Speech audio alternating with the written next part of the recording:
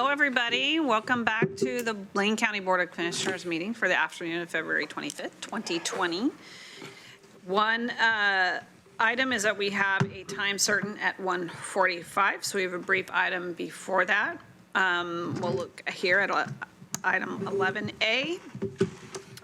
It's kind of a long title, so here we go. First reading and setting the second reading and public hearing ordinance number PA1359. In the matter of amending the Metro Plan to adopt amendments to the Springfield Transportation System Plan for application to the urbanizable lands within the Springfield urban growth boundary and adopting saving and severability clauses. And ordinance number 19-05. In the matter of amending Lane Code Chapter 10 to adopt amendments to the Springfield Development Regulations for application to urbanizable lands within the Springfield Urban Growth Boundary, LC 10.600-15, and adopting savings and severability clauses. The applicant is the City of Springfield. PA and MBA October 15, 2019 and November 4, 2019. Setting a second reading and public hearing on March 10th, 2020 at 10 a.m. time certain. With us today is Sasha Ventarian, Transportation and Planning Supervisor. And if you could introduce your guest, welcome. Thank you, Chair Buck and Commissioners. With me today is Emma Newman, the City of Springfield Senior Transportation Planner. What we have before you today should look fairly familiar. As you may recall from your prior work session and joint public hearing on this project, there are two ordinances. Amendments to the Springfield Transportation System Plan, which is processed as an amendment to the Metro Plan, and second, amendments to the Springfield Development Code, which are being made to implement the already adopted Transportation System Plan policies. The board's co-adoption function is so that the amendments may be applied to the urban transition area, which is the area outside city limits, but within the urban growth boundary. So I'll hand it off to Emma to describe the process thus far and move the slides along. Great, so I'd like to briefly summarize the project process and update you on a few recent items. As you'll recall, in 2018, the Lane County and Springfield Planning Commissions approved the same recommendation. They resulted in a joint recommendation. In 2019, the Springfield City Council developed a set of council alternatives. The Springfield City Council and Lane County Board held a joint public hearing on both the Planning Commission's recommendation and those council alternatives on November 4th, 2019. Since then, the Springfield City Council made one significant change that I'll cover in a moment in response to the public comment that was received at that public hearing, and made a few other revisions to the ordinances. Springfield City Council adopted both ordinances on January 21st, 2020. Because changes were made to the ordinances by the City Council, in response to the public comment, the board needs to hold a first and then second reading on these revised ordinances, which is why we're here today. If the board chooses to revise either ordinance, it would require going back to the Springfield City Council for adoption prior to coming back to the board, because we need to end up with a consistent adoption package at the end. So briefly to cover the changes, the biggest significant change was in response to the public comment that was received at the public hearing. At the public hearing, there was an individual who provided public testimony expressing concerns about the alignment of an already adopted Transportation System Plan project, PB4, shown on the screen. That evening, directly following the public hearing, the Springfield City Council directed city staff to adjust TSP project PB4 based on the public testimony. The changes to the project are shown on the screen. So essentially, we changed the project name as well as how it is depicted on the figures, those maps in the TSP, to provide more flexibility as to where that path alignment could go. Additionally, the City Council chose to remove new planned multi-use paths that had not been integrated into the other TSP project list and figures from draft TSP figure 12, the conceptual street map. And lastly, a few other minor updates such as typo corrections, clarifications, and reference corrections were made in both ordinances. All of these revisions are described in more detail in attachment 1 in your packet, and we're also here to answer questions. Lastly, the options for action today are asking the board for a first reading of the 2 revised ordinances and for you to formally set the second reading, or move to modify either ordinance and send it back to the Springfield City Council. So that concludes our staff presentation, unless you have any questions. Very good, thank you. Any comments or questions?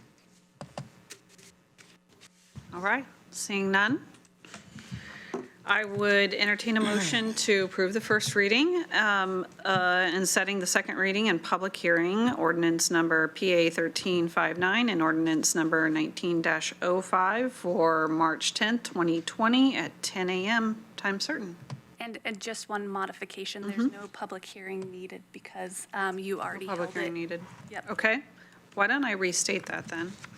So entertaining a motion to approve the first reading and setting the second reading for ordinance number PA 1359 and ordinance number 19-05 for March 10, 2020 at 10 a.m. time certain. Second? Did somebody needs to move it first? Oh, that's true. I forgot the order. May I move that? Yes, you may. Yes, you may. So moved. I apologize. May I second that? Very good. Motion moved by Commissioner Burney and seconded by Commissioner Farr. Any discussion? Commissioner Burney? I don't know if I'm ready to approve the grammatical errors that were changed. I'm sorry. Is this the motion that you are hoping to seek from this board? Yes. Okay, thank you. Okay. With that, I'll. I have a few changes. Oh, no. Okay, we'll call for a vote. All those in favor say aye. Aye. All those opposed say nay. Motion passes with Commissioner Bozovic excused. Thank you very much. Thank you.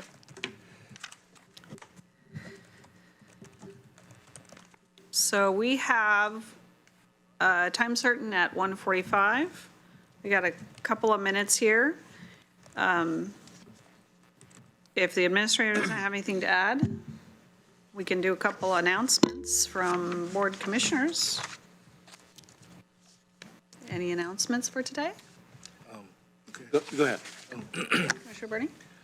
I simply wanted to, I was asked to restate an offer from both the timber and the environmental communities to have Board of Commissioners have a forest tour.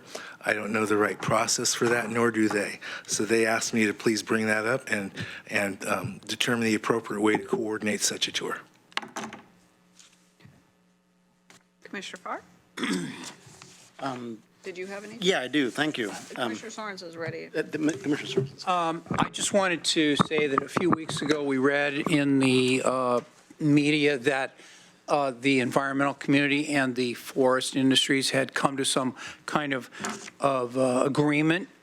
And I was wondering if, in terms of announcements, I'd like to announce that I would like to bring up the topic of getting a briefing on this agreement by someone locally representing either side or both sides, probably both sides, so that we can learn a little bit more about the practical impact of this agreement and what it really means. And so maybe later in the meeting, we could have that as a request. Very good. Commissioner Farr? Thank you. And I'll start, and then I'll complete this after a little bit later. The first thing I wanted to mention is regarding the tech and the process that we're moving through.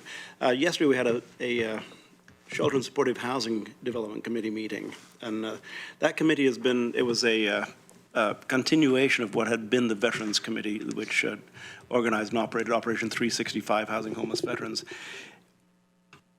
We've been waiting, that committee's been waiting on hold more or less, Mr. Mokrahysky, to fill a couple of vacant positions and get a few work plans in progress.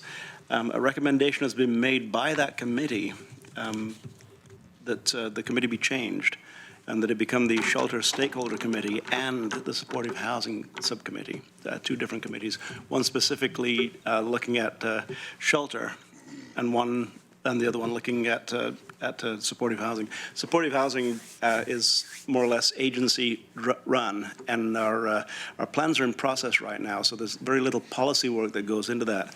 However, the discussion that we had centered around the fact that shelter is a moving target, so to speak. That is to say, new opportunities come up and new concerns arise on a regular basis. So what the committee has recommended to the board, to the Poverty and Homelessness Board, is that a new committee be formed out of the old committee with a different scope, a different charge, and a different makeup. And specifically, it's going to be a committee that addresses concerns surrounding immediate plans for shelter. It would be a recommendation of policy through the Poverty and Homelessness Board, through the Human Services Commission, to the Board of County Commissioners. And the most significant change about that is that the makeup of the committee will be not completely made up of Poverty and Homelessness Board members, but I'm going to give you a sampling of what the committee is going to look like. It's going to be a member of the Board of County Commissioners. By default at this point in time, that's me. Be Cheryl Balthrop, who is from the CEO of the Mission. Chris McAllister, who is on the Poverty and Homelessness Board. Lucy Vinnis, Dan Bryant from Square One Villages, Susan Blaine from Peace Health, or a representative from the medical community.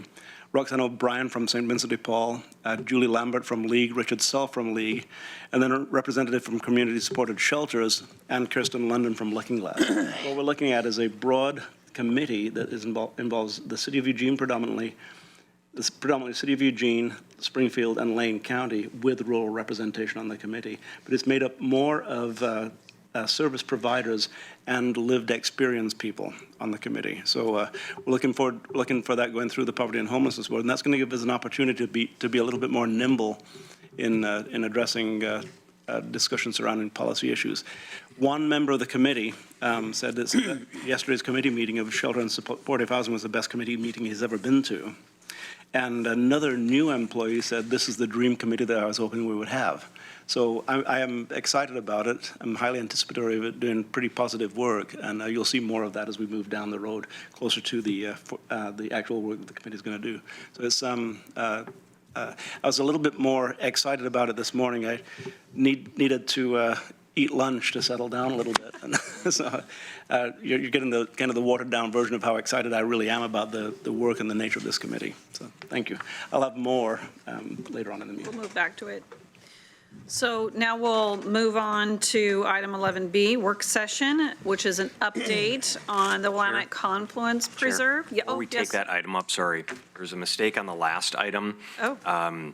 You were instructed that we didn't need a public hearing, but it turns out we do need a public hearing. Okay. So maybe if we can just sneak that item in. Sure, we can move back to that. Yeah. Is there So a troublemaker in the building? if you want, if you want to reintroduce the item, and then I think we just need a new motion and second. Do we need to rescind and then redo it? Yeah, do you need to do that, or can they just? Yeah, I think just a motion to rescind the earlier one and set a hearing, another reading and a hearing on Okay. both of the ordinances. I think the understanding was that because the city held a hearing, that sufficed for us, but since this is the first reading of both of those ordinances, there couldn't have been a reading and a hearing, which is what's required for the county ordinances for our piece of that. And so I think we need to go through the process and provide a hearing, so. So if we just motion as it's written on the agenda, that will. Okay. All right, we'll move back to item 11A to correct our previous motion.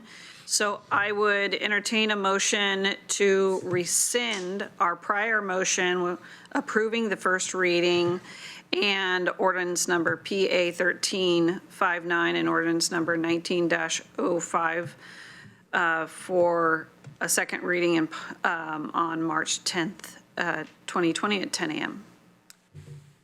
And a hearing as well. Hold a hearing. No, we're rescinding the I'm first sorry. motion first, which didn't have it. Well, I guess since I made the motion, so move to rescind. Second. Okay. Moved by Commissioner Burney, seconded by Commissioner Sorensen. Original motion is rescinded, and now we'll entertain a motion. We'll entertain a motion. I'm sorry. vote on- Oh, that's true. Thank you so much. We need to vote on the rescission. Is there any discussion first? To be technical? All right. We'll move to a vote. All those in favor say aye. Aye. Aye. All those opposed say nay. Could you announce the vote, too? No, Ms. Jones has reminded us that our Yes. record is made by this tape, and so... Do you want me to restate the whole thing? No, just Okay. that the vote was taken and that the vote was approved and the I amount, was and who voted. Just Yeah. about to do that. Here, here. Yes, just about to do that. So, motion to rescind was approved 4-0 with Commissioner Bozovich excused. All right, we'll now move back to the corrected motion. I'll entertain a motion to approve the first reading and setting the second reading and public hearing, ordinance number PA 13-59 and ordinance number 19-05 as stated on March 10, 2020 at 10 a.m. So moved. Second. Moved by Commissioner Sorensen, seconded by Commissioner Burney. Any discussion? All those in favor say aye. Aye. All those opposed? Say nay. None. Motion passes 4-0 with Commissioner Bozovich excused. I almost changed my mind. All right.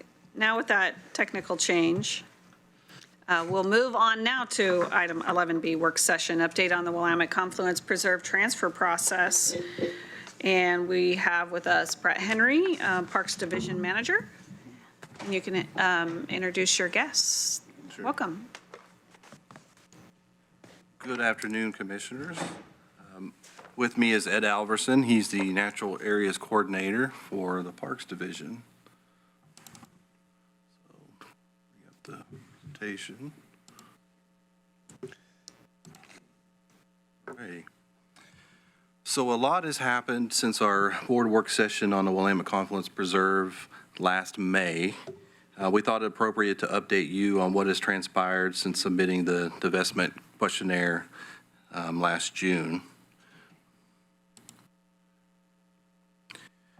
So the 1,305-acre Willamette Confluence Preserve is where the Coast Fork Willamette River and the Middle Fork Willamette River intersect. The property is surrounded by public lands with Lane County owning and managing Howard Buford Recreation Area to the south. We have the Friends of Buford Park that own and manage the Glass Bar Island to the west, and the state owns several smaller parcels nearby as well. Of note, there are perpetual conservation easements on the property held by the Oregon Water Enhancement Board and the Bonneville Power Administration. So I'm going to just kind of quickly go over the timeline, beginning with the board order that was signed by the county commissioners on June 11th of last year. And this authorized Lane County Parks to submit the non-binding divestment questionnaire. If you look here next, County Parks submitted the divestment questionnaire to the review committee, and it was consisting of representatives from the Nature Conservancy, BPA, OWEB, the Oregon Department of Fish and Wildlife, and tribal representatives from the Confederate Tribes of the Grand Ronde and from the Confederate Tribes of the Silettes. And that happened on June 14th. On June 29th, County Parks toured the property with the Parks Advisory Committee, and we were just trying to learn more about the property and introduce it to the PAC. On June 10th, Parks met with the University of Oregon's Institute for Policy Research and Engagement, IPRE, to discuss assistance with a revised management plan for the property. Moving on to August 5th, Parks toured the property with the Friends of Buford Park and the Mount Pisgah Arboretum. These organizations were partners who pledged support to assist us with mainly stewardship of the property. Also along with us were OWEB, BPA, the Nature Conservancy, Bob Parker from IPRE, McKenzie River Trust, the Oregon Department of Fish and Wildlife Services, and the Confederated Tribes of Grand Ronde. October 31st, Parks toured the property with the Army Corps of Engineers, also the City of Springfield, and a representative from the Middle Fork Willamette Watershed Council. On that same day, we received the response letter from the review committee. The response letter is in your board packet, and it should be noted it's kind of towards the end of your packet if you want to take a look at that. On November 25th, we met with the review committee to discuss the concerns that were outlined in this response letter. A little over a month ago, on January 22nd of this year, the McKenzie River Trust Board approved a resolution giving MRT staff authority to perform due diligence and discuss further with the Nature Conservancy what role they may play as a future owner of the property.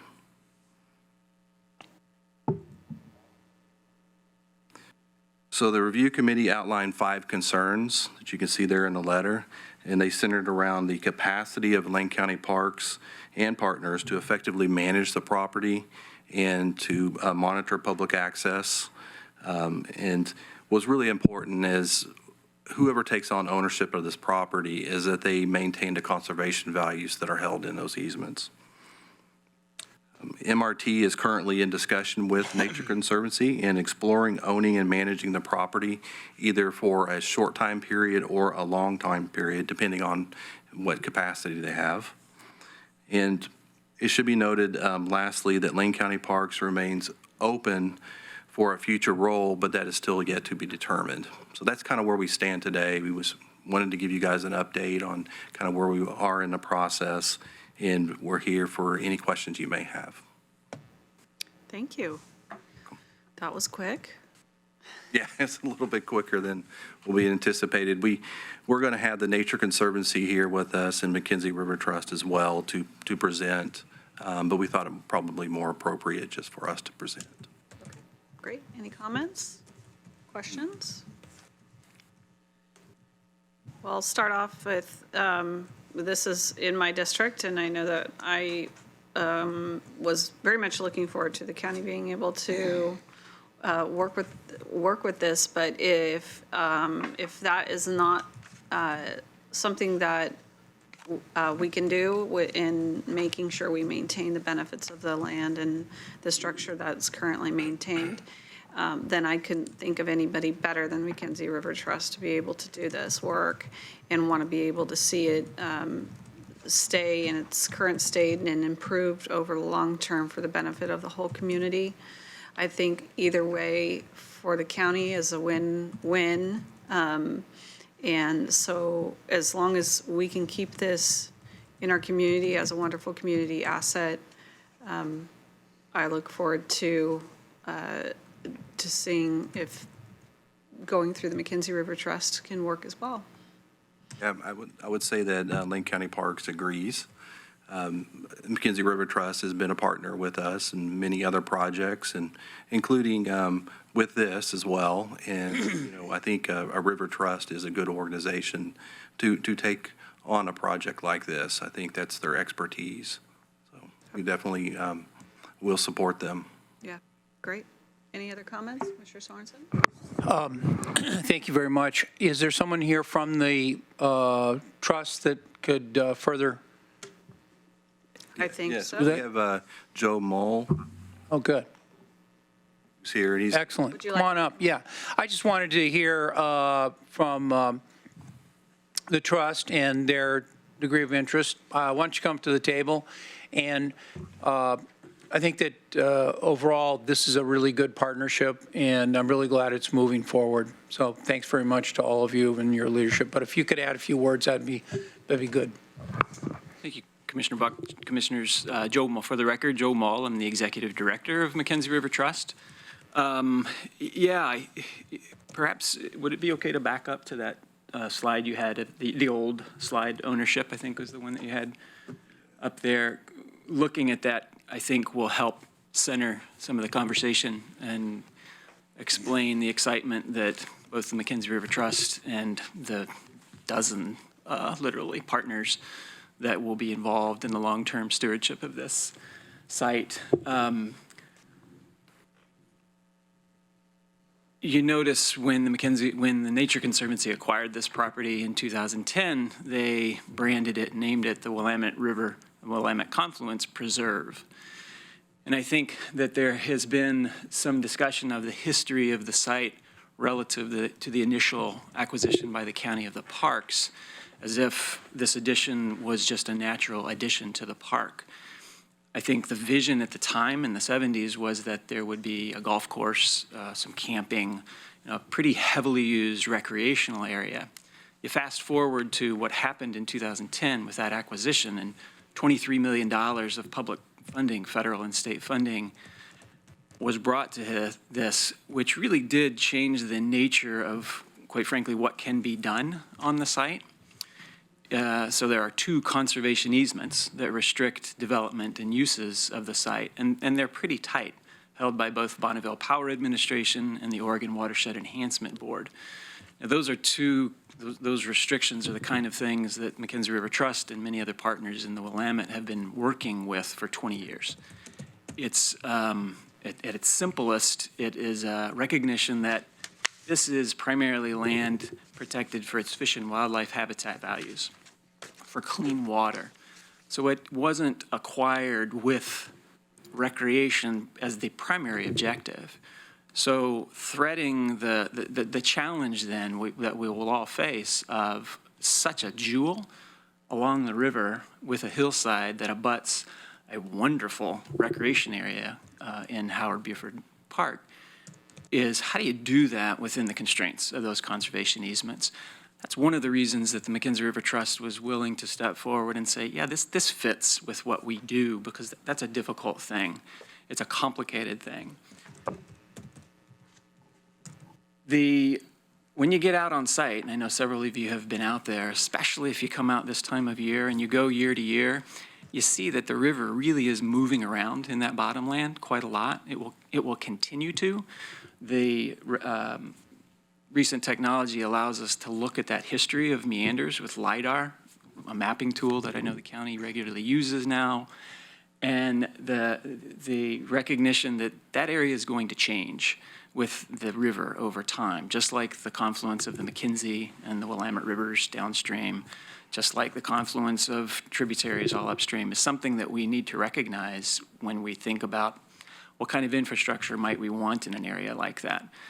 That's why the federal and state funding came with those restrictions, that for fish and wildlife habitat, we need to let the river be the river in this area. What's exciting is that over time, groups like the McKenzie River Trust, the 4 watershed councils in the Upper Willamette, Coast Fork, Middle Fork, Long Tom, and McKenzie watershed councils, as well as Friends of Buford Park, we've to come together formally as a network, the Upper Willamette Stewardship Network, recognizing that the more complex these projects get, the more we need to collaborate. With the Rivers to Ridges partnership, and this is where looking at this map, I mean, just off the map, you have the Ridgeline Trail System in Eugene.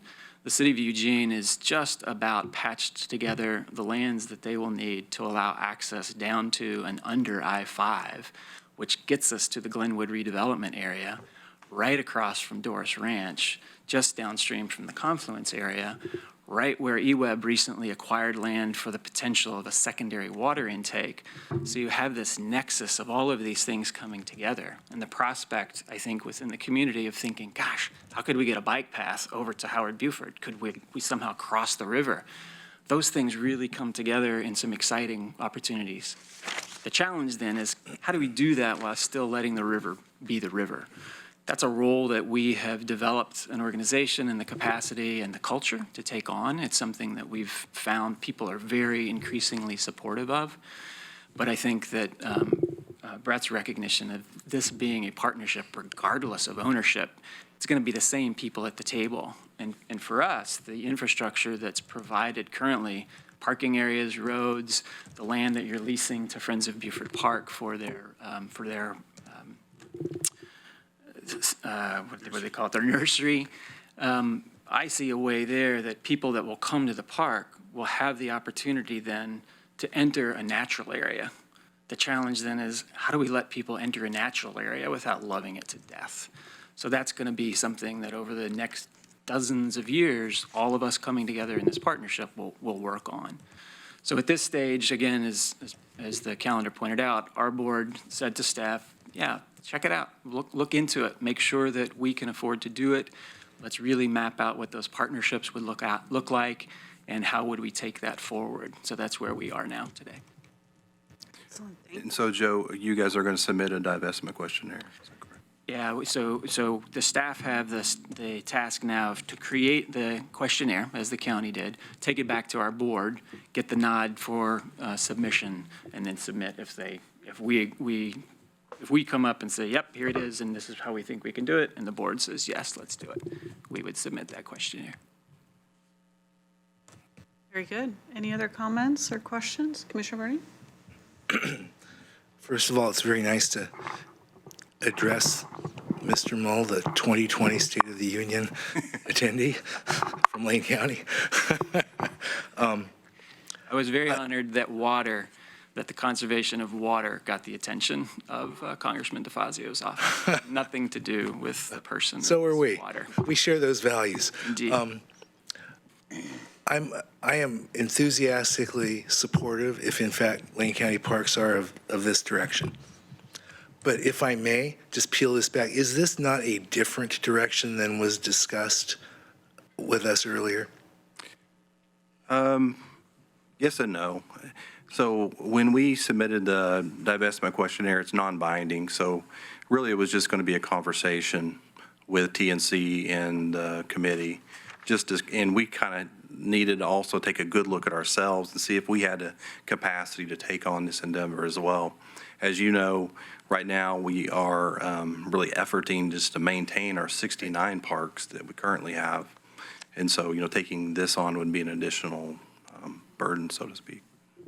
Well, I thank your organization for the capacity and knowledge, content knowledge, to be willing to look at this and on behalf of the entire community, take this on. Any other comments or questions?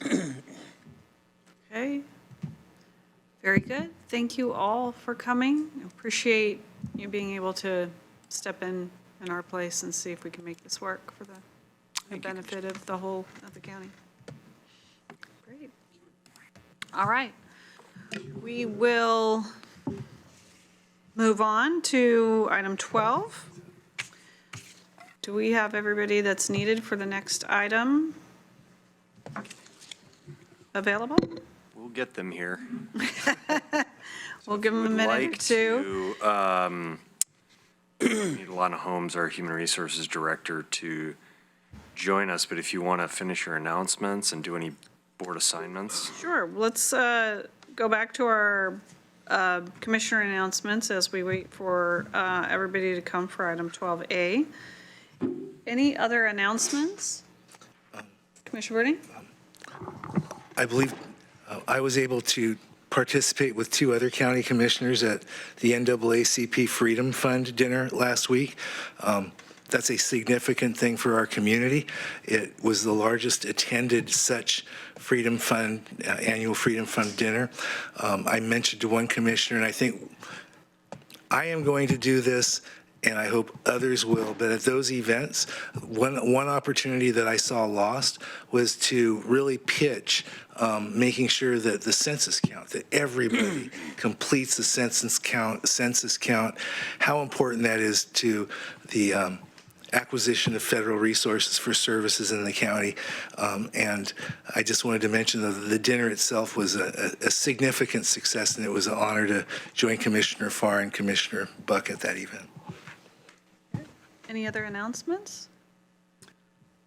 Commissioner Farr. Just briefly, Chair Buck, and you were a part of this also. Yesterday, Mr. Mokrajewski, Chair Buck and I participated in the Walt tip-up of Legion Cottages in Cottage Grove.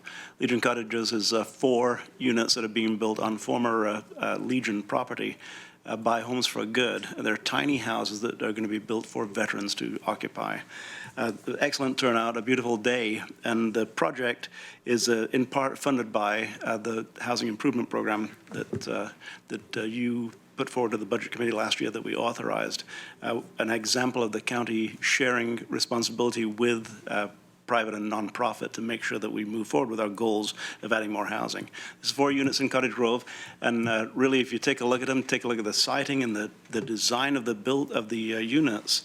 They were designed by University of Oregon students. Each one of them is going to be different, so it's going to look like a lovely little cluster neighborhood inside of the neighborhood. And I'm really excited about it because what we're going to see is an example of what a small, tiny house cluster can look like and how well it will fit into an existing neighborhood.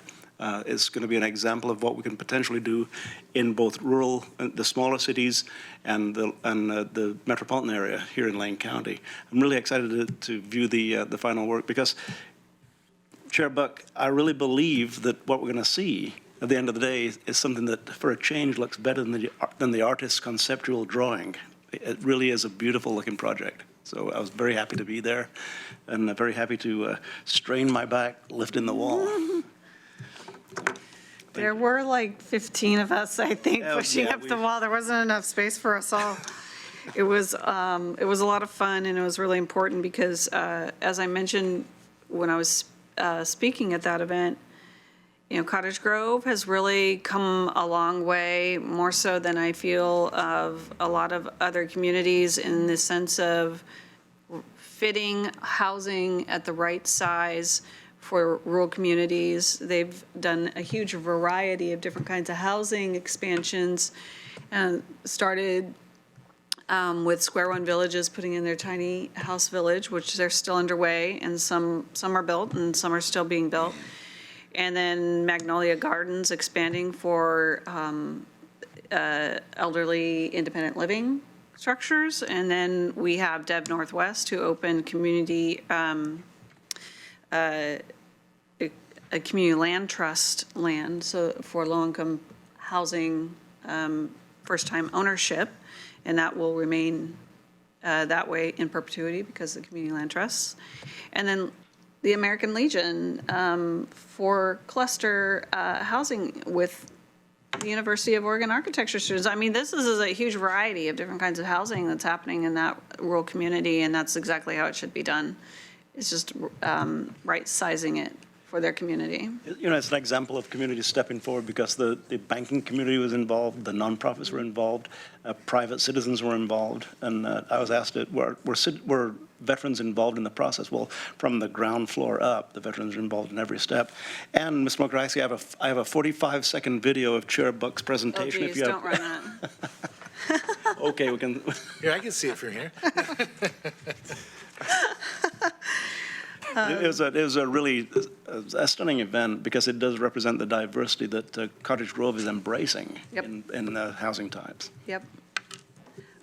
We will have 3 commissioners at the National Association of Counties Legislative Conference next week, but we're going to be there all by Friday, and you Thursday. So you two will hold down the fort for 5 days. We've got a lot of conferences to go to and plugging in with a lot of other county officials around the nation, and I look forward to that. The only other announcement I wanted to make is I spent some time again in Cottage Grove at the Early Learning Center there with Anna Maria, who runs that particular center on a Friday. And Fridays are really there to help support the Hmong community from Guatemala that has been coming to the Cottage Grove area for several years now. They have at least 300 plus population. And this is a population that doesn't have a written culture. They're all oral in a language that really nobody knows how to speak. There's one translator in the whole state in Portland that people seem to be using, but they have to translate from Hmong to Spanish, Spanish to English, and really trying to utilize as much resources as they can. And with the money from the schools in the last session, they're hoping to expand a little bit of services there, but it was really wonderful to see all the little ones, of course. That's always fun to see. But it's also important to note that in our rural communities, we are seeing this kind of influx of in-migration. And not only as a state, we're seeing it from other states, but we're specifically seeing it from particular communities in Latin America in Central America, and we need to be able to figure out how to wrap our arms around that. The Cottage Grove community was not woefully unprepared, as would a metro city, most likely, for that many folks coming in. So I just wanted to share that. I'm sure we have little pockets of communities like that throughout the county. But that was a really great experience, and look forward to seeing expanding services down there. Any final announcements from anybody else? Okay, move through announcements. We'll return back to item 12A, discussion regarding a report back on the performance audit function. We have with us Lana Holmes, our Human Resources Director. Welcome. Thank you, Chair Buck, Commissioners. Good afternoon. I'm very excited to be before you on this item and looking forward to your discussion and direction today. So we collectively, there's been several meetings over the past, I would guess since the summer. First in July, after the announcement came that Auditor Creer would be leaving, we held a meeting and we thought an opportunity to talk to the board about a recruitment, which also included other options available. And at that time, you all provided us with some insight and asked us to, come back with some more history. We had a discussion August 27th about the history of the position and the options that you might be interested in exploring, and then also made it very clear that, we have a performance audit committee, and we really would also like to hear their thoughts and asked us to meet with them, which we did last September. And you were then provided a memo that kind of reflected the conversation from that meeting, which is included in your packet as attachment A. And then in November, we scheduled kind of a joint work session so that the board and the performance audit committee could sit down and have a conversation about, what are the options, and so you could hear directly the opinions of the committee.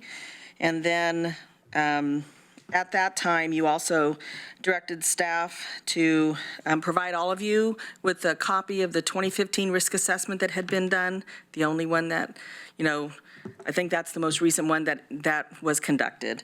And you wanted a copy to be able to look through that and get a sense of what was out there, at least at that time. You also asked us to look at the performance audit position with respect to market, and then asked that we try to do a cost estimate if we were to contract out the top 2 or 3 audits that were identified in the 2015 risk assessment.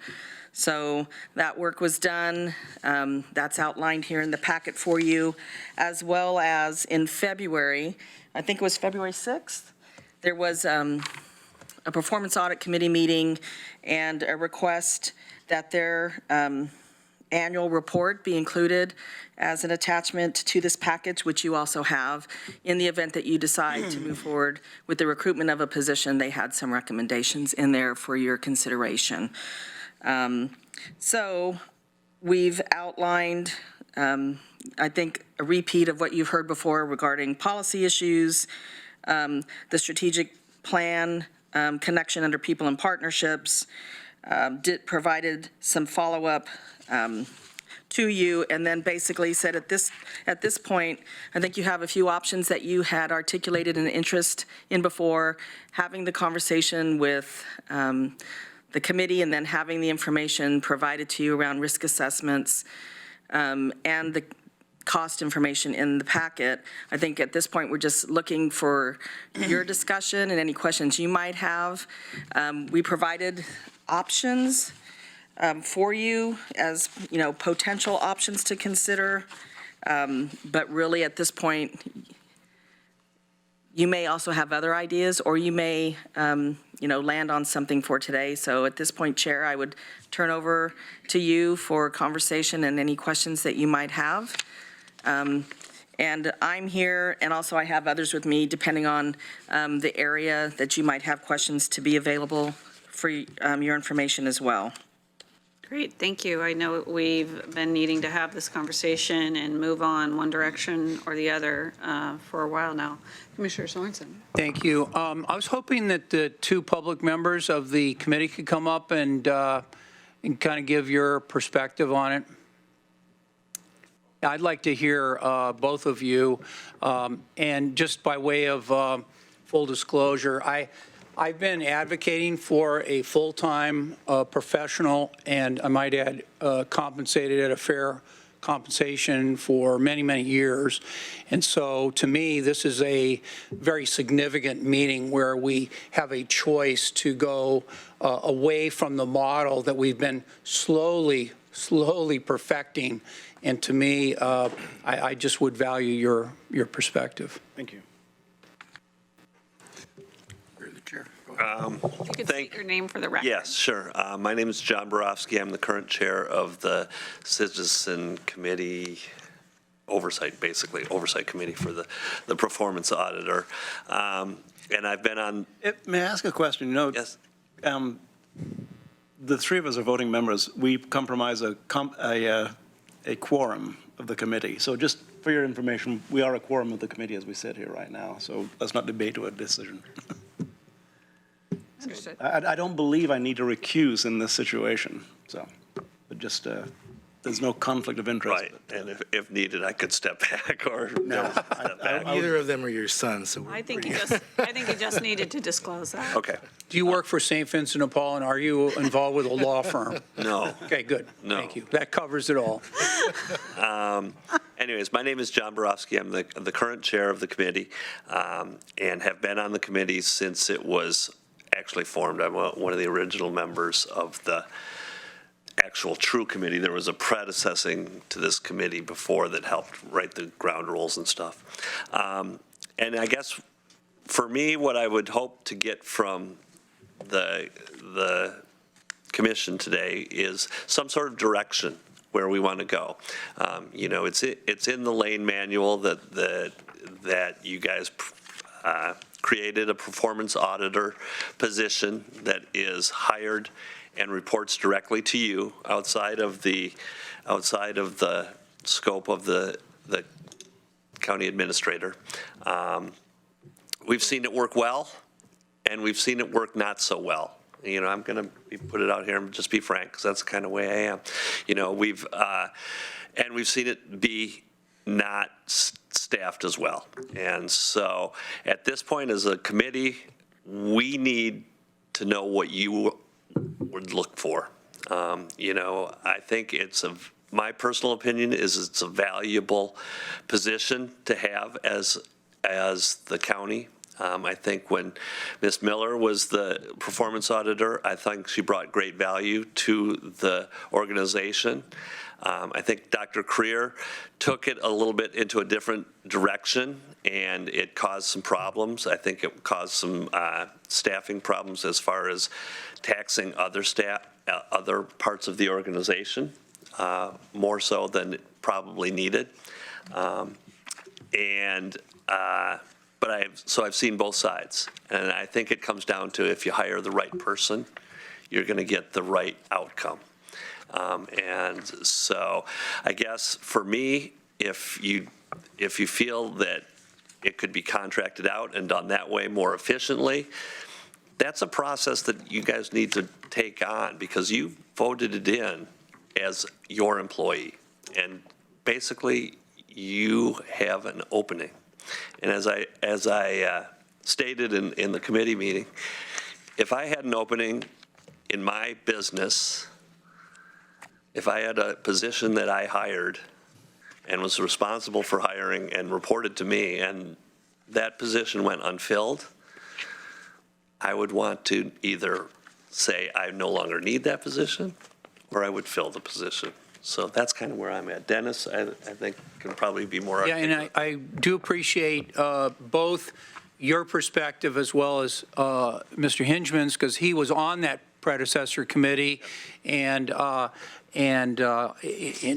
totally agree with you that we will give you that feedback. I'll give it to you in a minute after I hear what Dennis has to say, but I agree with you. Yeah. Okay, well, excuse me, Dennis Hitchman, citizen member of the Performance Audit Committee.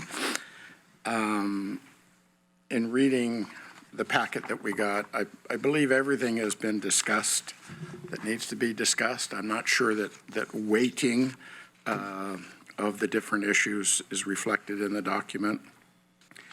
And I'd also say that Attachment C, which is the Performance Audit Committee's 2019 annual report, includes some very good self-analysis and recommendations for management going forward.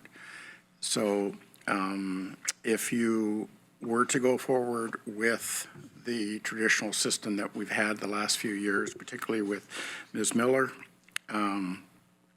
that I think we have learned a great deal, and we are prepared to step up to the plate and see that the issues of the last year or so will not be repeated.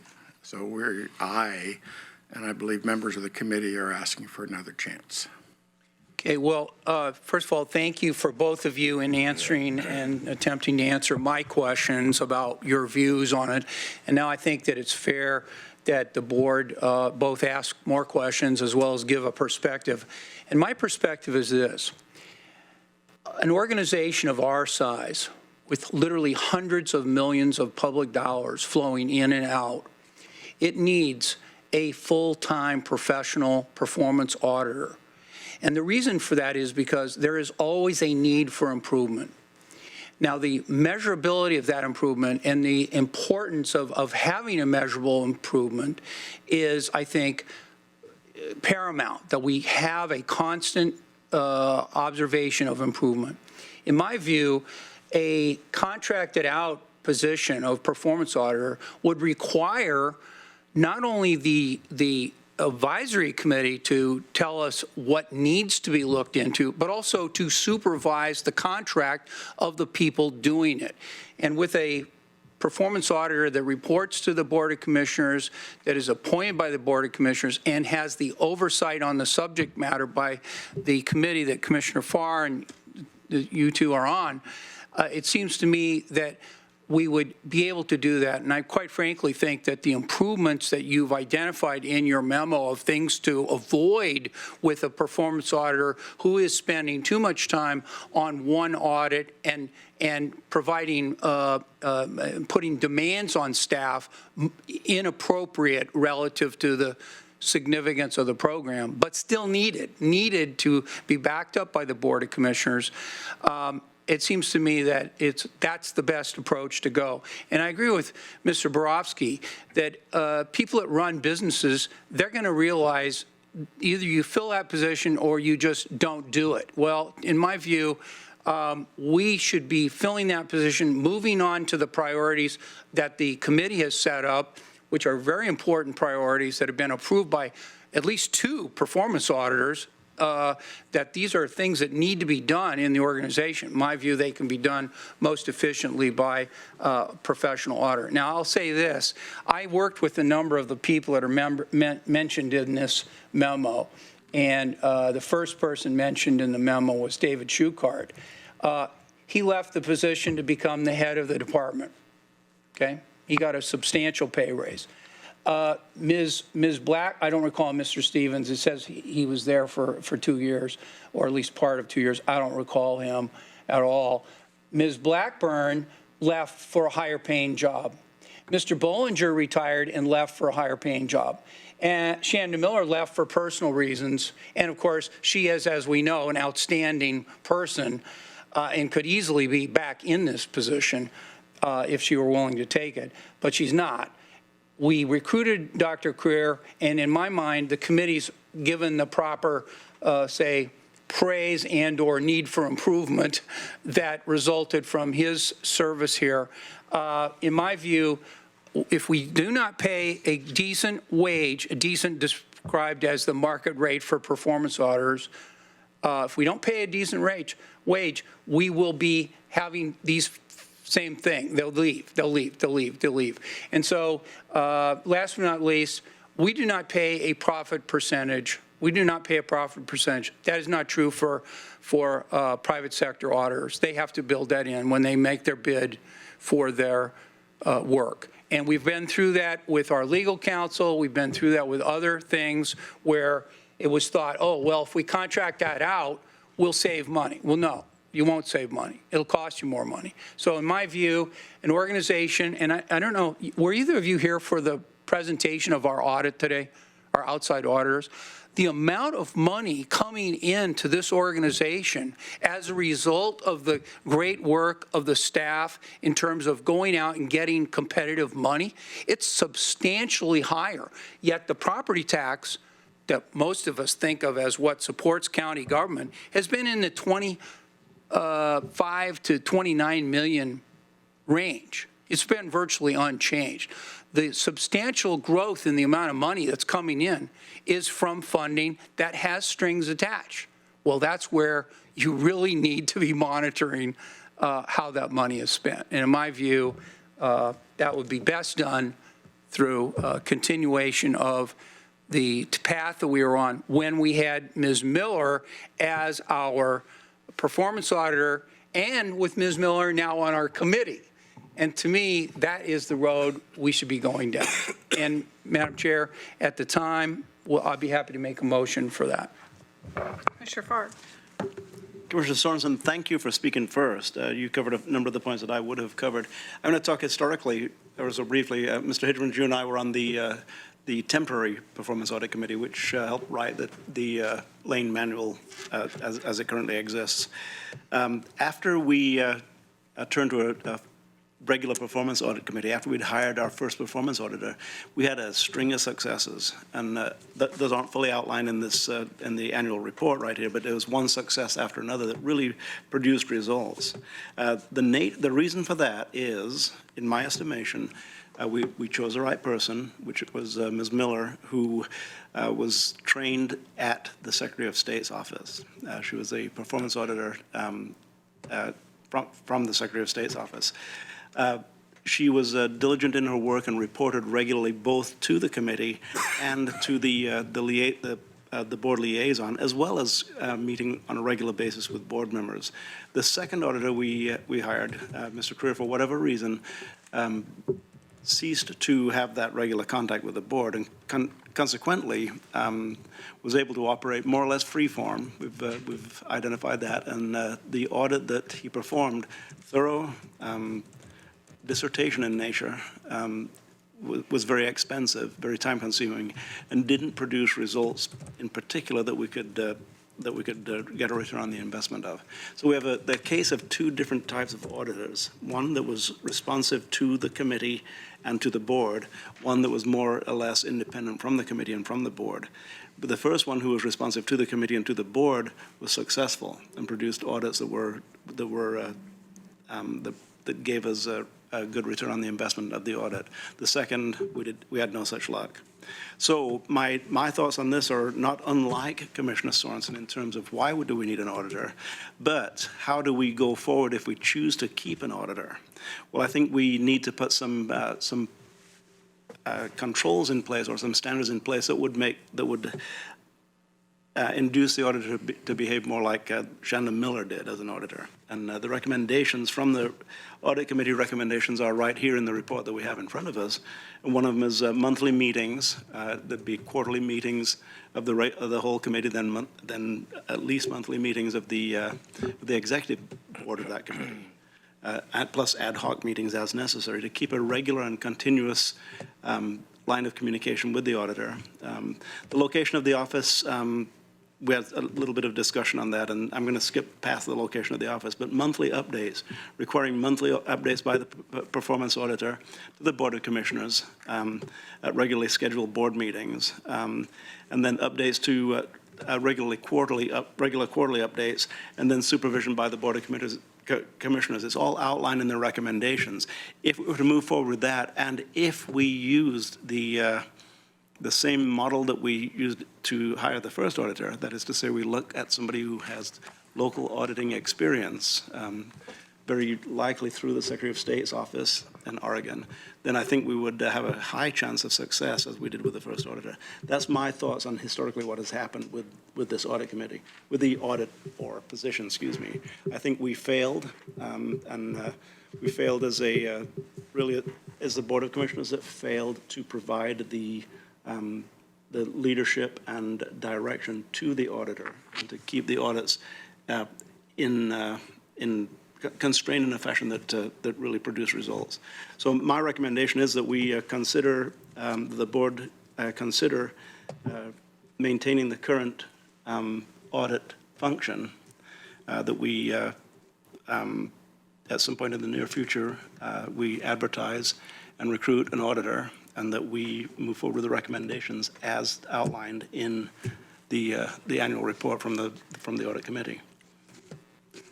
Commissioner Bernie? I do not have the history with this subject that the previous two commissioners have. Excuse me. My history with this subject is that we had an auditor that I'd have a beer with any day of the week. I really liked him a lot, but I didn't see results, nor did I see direction. Excuse me. As I'm looking on page 2 of the history of the auditor with this county, frankly, it's spotty at best. I see someone held it. By the way, I knew David Sukart too, if you can believe that, all those years ago. Yep. Someone held it, it was vacant. Someone held it, it was vacant. Someone held it, it was vacant, et cetera, et cetera. I'm sorry that I have not yet seen the value of this, but it's just been my length of time as a commissioner. Did the advisory body that you're the chair of, sir, were you involved in the selection of the last auditor? We made a recommendation. And just one more thing to be clear on. Certainly. This position has only had 2 employees. You created a new position. The Board of Commissioners created a performance auditor commission. There was performance auditors that were directly responsible to the city or to the county commission or county administrator before, and those were the people that Commissioner Sorensen were referring to. This position has only had 2 people hired for it. You were the people that made a change to the lane manual and created a position, and it's only been filled twice. Okay, that's why I said auditor. Yes. That's why I said auditor instead of internal versus performance. And so, yes, we were partially responsible for vetting the candidates that were brought forward. Initially, the last one, we picked somebody else first, and that person chose not to accept the position. And so we had to go back out for another recruitment, and that's where Dr. Creer rose to the top of the list. Thank you, sir. I didn't mean to interrupt. Please. And with all due respect, the list of people that you're referring to, the before Shanda people, my experience with them dates back up about 20 years and have interacted with some of them. They were here for a very different purpose. Okay. Had very different management, very different purpose. And so the difference this time and the difference now is when Shanda was selected by the board right as the audit committee went from the pre-committee to the full committee. We were very lucky, very, very lucky. Then we had a recruitment that you just heard about that we had a good person, probably a Shanda-like person out of the State Secretary of State's office. They chose not to accept it, partially because of the compensation and partially because they were in a protected civil service job. And when they found out that they were going to work for the board, at the pleasure of the board, they weren't willing to move and give up the security of what they have built. That didn't sound too pleasurable, huh? Pardon me? I'm sorry, please. Okay. So we failed to acquire a candidate at that next recruitment. Then feeling kind of with our tail tucked between our legs. We had a second round. There were some people that just didn't fit, just didn't have the experience. And here comes a PhD individual, which had an impeccable resume. And we kind of fell all over that, okay? In our annual report, you will see a very clear set of guidelines for the interview questions and the vetting process and the background and qualifications that would prevent a doctor career person qualifying, because he clearly did not meet what we have proposed, and it's a perfect gateway for another Shanda Miller. So may I continue? Are you through? I'm sorry, Yes. I didn't want to stop you. Sorry. No, that's okay. I just didn't, my question was a very simple one, and you've more than explained it, which was the committee's role in that selection. And I know there's lots of nuances. Unlike Commissioner Sorensen and the chair here, I've been known to own a business or two, and I can tell you, at least for me, and I'm not suggesting this is the way it is for everyone, an opening did not mean that we either filled it or that we cut the job. Actually, in my very limited experience, openings oftentimes allowed us to reevaluate a job description, what the needs of the organization were, and create a different job. That was the third option I was expecting both of you to mention, but I didn't hear that, so I wanted to point that out. At this point in time, again, given my experience, I'm unpersuaded that this is a critical function. And ironically, let me share with you one of the reasons. We had a financial audit report earlier this morning, and what that audit report told us was that the management of this organization is doing such a good job that, in fact, at least from a financial audit perspective, we received an unmodified report, which means there were no modifications in practices recommended or needed. So I'm keeping my ears open and eyes open, and I didn't come here with any particular decision one way or the other, but I've yet been persuaded, and I've met, by the way, with Shanda Miller, and she very, very much felt like, it sounds like Commissioner Sorensen might, that if we adequately paid for the position, that would be the difference between getting the right kind of candidates for you to make that selection. Learning as you have and providing the guidelines as you have. I'm simply saying at this point in time, it's also interesting, usually when we, as boards of commissioners, get options, usually there's a staff recommendation attached to those options, and in this case there was none, which signals to me for some reason there was no recommendation. So I'm still unconvinced that that targeted contracted auditing around specific areas that require it, still with an advisory body that has some kind of a role with that, is not an option also. So I'm just, I'm not arguing for or against. I'm just saying I'm unconvinced of the need, although I hear two commissioners who have been here longer than I say that they are convinced of the need. Mr. Mokryski, did you want to add something to that? Yeah, I just want to share in response to why there isn't a recommendation, and that was my request that we not put a recommendation, because I really feel like this is a policy issue for the board.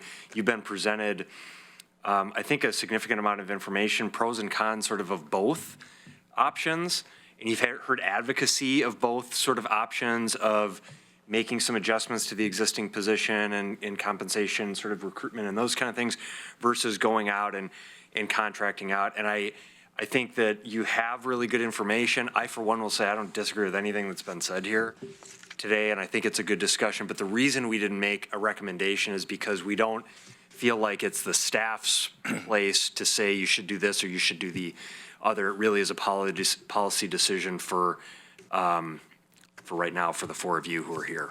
There was one piece of information that we haven't discussed yet that was brought up in conversation, which was the Yellow Book requirements for auditors. And that is part of what we know we need as a governmental agency to make sure our audits are thorough and done in the right way. But the question came up as to whether an independent auditor would also follow those guidelines. Can you speak to that? Chair Buck, yes. I recalled you had that question, I think, about a week ago. I did check with our county council. I'm definitely don't claim to be an expert in the world of performance auditing.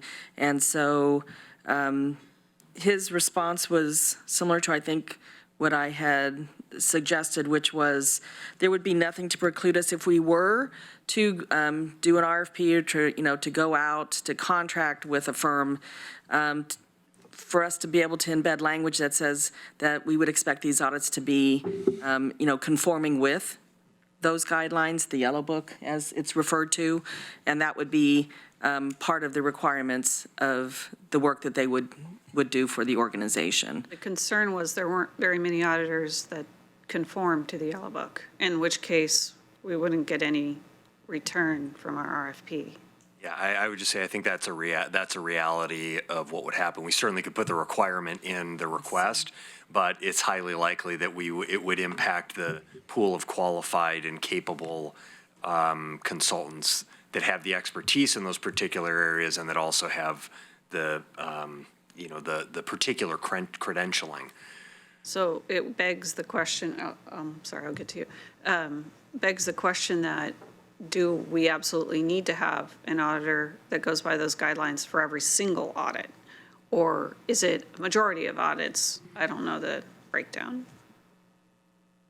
Does anybody know the breakdown? Oh, go. Commissioner Sorensen.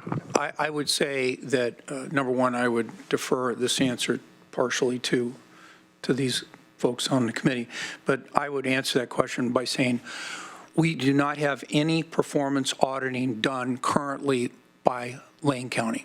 All of the auditing that we have done, all of it, is all accounting auditing. None of it is performance auditing. And so, no, there's no requirement that our performance auditor meet any particular standard unless the committee feels that that would add something to the search for the audit. Certainly, that would be good. The other thing I'd mention in partial answer to the question and the comments Commissioner Farr gave is that I agree with Commissioner Farr that preference would be on a performance auditor that's been working for the Secretary of State's office, who's familiar with state and local government in Oregon. The one additional piece I'd add to that is that that there are other public entities in Oregon that are now employing performance auditors, and that's a pool of people in addition to the Secretary of State's audit group that we ought to be looking at in terms of a competitive wage package for that performance auditor. But I just want to make it clear, we're not spending any money, nor have we done so since Dr. Creer left, on performance auditing, even though we're spending and receiving in hundreds of millions of dollars. And to me, that is the warning sign that the committee and I believe that the board need to address. Mr. Murkowski, did you ever react? Yeah, And then you might. well, so I just want to paint a little bit, so I mentioned the policy, so I want to sort of add a little more color to, I think, the policy decision that is in front of you. And I shared this when we met with the committee, and I think I shared it in a prior work session with the board. You really have two different philosophical approaches that you can take here.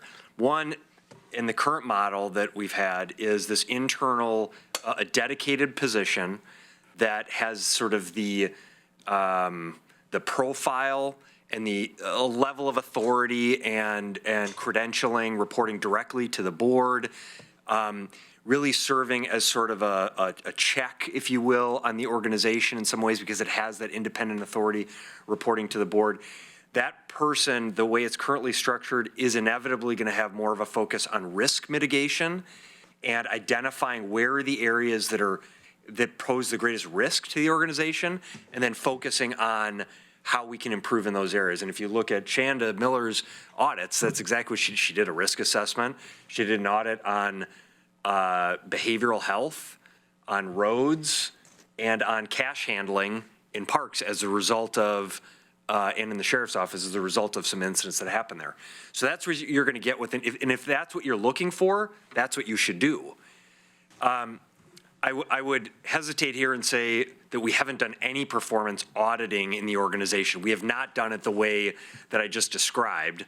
Since Mr. Creer was here, we had the one audit that was done. We have contracted out over the last few years in areas such as technology, fleet, facilities, and maybe one or two other areas with private consultants using this type of model where you go out and you hire a consultant that has particular expertise in that area.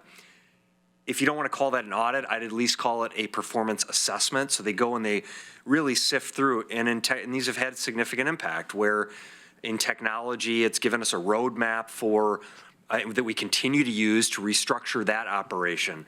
In facilities, we recently completed a performance audit, contracted out in facilities, and they provided us a number of recommendations. It led to us moving facilities from Public Works into county administration, creating a new structure of management and oversight, and identifying frontline positions that needed to be added.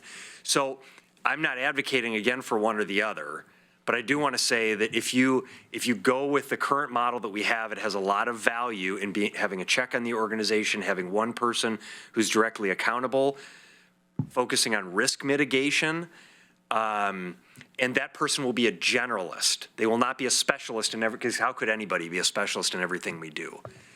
And the alternative is you sort of contract out. You don't have that central check on the organization. There is going to have to be some administrative sort of management and oversight of that function if you contract out with folks.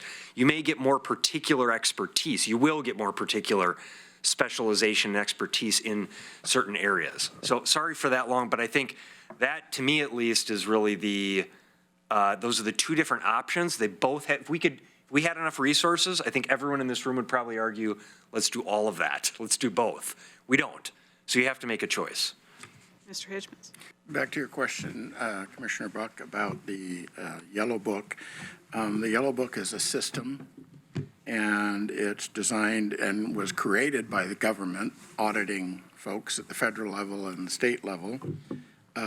It's based on a high degree of total independence, certification as an auditor, experience as an auditor, continuing education, and meeting standards. And that dovetails with the committee who understands the Yellow Book and what the auditor is to do and make sure it gets done.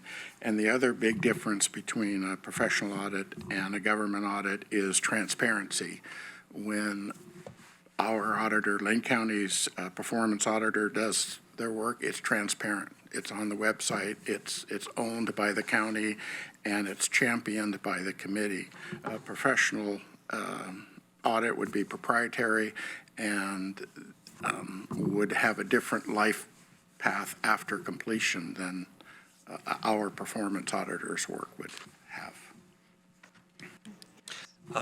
Thank you. And I would like to just kind of dovetail of what Steve said. For me, there was a recruitment for the Performance Audit Committee, wanting citizen members to come up, step up, and make sure that the performance auditor was independent. That was the initial scope of the position that I applied for and that you folks gave me the opportunity to do. For me, it doesn't matter which way. I really don't care. I just, as a member of that committee, I just need to know what I'm doing, right? And if it's going the independent, doing it the one way or the other, that means that role of that committee changes, because before it was like the auditor came, we looked at it. If the auditor wasn't getting what he or she needed from the organization, it was our job to tell you, the auditor's boss, that they weren't getting that. That was the initial charge of that committee. It has morphed because it was a new position and it is morphed, and we've given input on the hiring, doing some of the pre-interviewing for you. And obviously, it's gone on even further, doing recommendations and helping to write the job descriptions for these things. But for me, I'm with Steve. I don't care which way you guys go. I just want to know the direction of my position. So that's why I'm hoping that you guys will give direction to both to the county administrator and to the committee as to what you feel our role should be. Appreciate that. I just wanted to mention that, to me, the history prior to the board deciding that this was a performance auditor position is not as important as the history since we've made a decision that an organization of this size needs a performance auditor. And the different types of certifications that performance auditors get, we may well not be able to afford to get a person with all of the certifications that are out there. But in my view, we should recognize that with Ms. Miller as both a person that's been in this job, as well as a person on the committee, as well as a person that can help with the recruitment and your committee and the rest of your committee that can help with the recruitment, evaluation of these candidates, and to think about, I believe, Mr. Borofsky, in the minutes that we got, you said, well, we've done things that worked well and didn't work so well. I think that's a fair statement. We shouldn't ignore that we need to improve over the most recent experience. I get that. But to me, we need to make sure that we are getting the word out to the performance auditors that are working in a position similar to that which Ms. Miller worked in, where she's working under a certified or experienced performance auditor at the state or local level, and the compensation will be sufficient to allow that person who's in a protected position, maybe in Clackamas County, maybe in the Secretary of State Audit Department, and maybe in a government of larger size in the state of Washington, who is familiar with public sector, local, or state government auditing. And to me, I think we've had enough experience on the downside, negative experience, that we can learn from those. And Mr. Hinchman said, well, we deserve another chance. Well, quite frankly, this decision isn't just a function of the committee. It's also the Board of Commissioners and what kind of buy-in. So I would extend that to the Board of Commissioners also needs to learn from that experience and be more aggressive. And I think, quite frankly, we need more touch points. That's one of the key things. And we've all, not all of us, but many of us have run businesses, and we know that employees that are not coming up to our standards for whatever reason, we need to have either more touch points where we are working with that employee to see if they can come up to our standards, or we need to move on and get a new employee. And I think that was perhaps one of our biggest mistakes in the last experience. I am taking that responsibility as well. And I think that we've learned from that. And I think if we raise the pay and we do a decent job with the recruitment, we'll find the right person. I don't know how many people are commuting currently to Marion County government, the state of Oregon, or even Multnomah County government from Lane County or near Lane County, but that's how we got Ms. Miller. Commissioner Bernie. First, I want to acknowledge that you're doing this on a volunteer basis, and I can't thank you enough. And if ever me just trying to think through and question things, please, I want to pre-apologize. I mean, volunteering as you have is a testament to community engagement and what I think democracy is all about, so thank you. And I also want to thank you, sir, for your point, because I never thought about the fact that if you contracted with a firm, that product would not necessarily be as transparent or have a life owned by the public. So I thank you for that. Let me tell you why this is still fuzzy for me. because I'm almost hearing impassioned pleas, but I don't see a scope of work. I don't see the specific areas that need to be targeted. I don't see what the requirements, we're talking about requirements for a professional. I don't know if there are, in fact, a lot of professionals that have those certifications, the yellow book, I think you called it, certifications. I don't know if that's even required for the redefined performance auditor. I don't know the costs or critical risks coming up that if we didn't have that service, we might be looking at, vulnerable to. So you're going to hate me for this because I know all you want's direction. And yet I want more information. And I apologize for that. Yes, Ms. Holmes. Chair Buck, Commissioner Burney, I had Laura Vincent, as you know, our great recruiter, print out a copy of the performance auditor / program manager posting that had been done.